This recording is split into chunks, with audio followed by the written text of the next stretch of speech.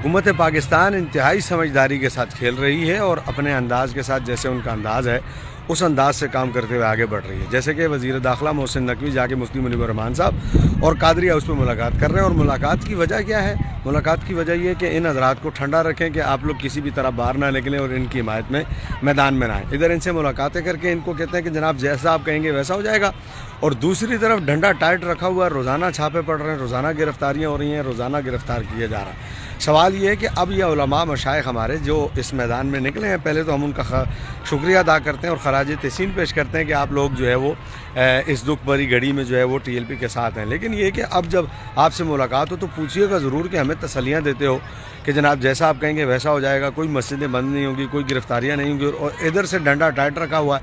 آیا یہ دوگلی پالیسی کھیلنے کی جو ہے وہ وجہ کیا ہے؟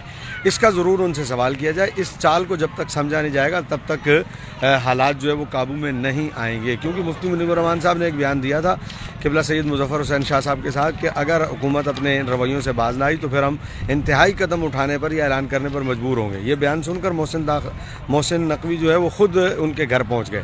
اسی طرح قادری ہاؤس پہنچ گئے. اور اگر اتنے دلیر ہیں حکومت والے تو قادری ہاؤس پہ پریس بریفنگ میں کیوں سامنے نہیں کھڑے ہوئے صحافیوں کے؟ کرائے کے صحافی بلا کے اپنے مقصد کے سوالوں کے جواب دینا آسان ہے، لیکن پتہ تھا کراچی کے صحافی جو ہیں وہ کرائے کے نہیں ہوں گے، وہ تو کھلے کھلے سوال کریں گے اور جواب دینا مشکل ہو جائے گا.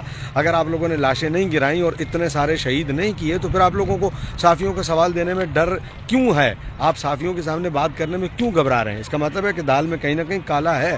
اور اگر آپ نے لاشیں نہیں گرائیں تو پھر لاشیں آج تک کیوں چھپائی ہوئی ہیں؟ لاشوں کو آج تک ظاہر کیوں نہیں کر رہے؟ اس کا مطلب ہے دال میں کہیں نہ کہیں کالا ضرور ہے. تو یہ سوال ان سے ضرور کرنے کی ضرورت ہے اور پوچھنے کی ضرورت ہے. رہی بات حالات کی، تو اللہ کے فضل سے پوری قوت کے ساتھ ان حالات کا مقابلہ کرنے کے لیے ہمارے کارکنان، ہمارے لیڈر تیار تھے، تیار ہیں، تیار رہیں گے. آداب عرض.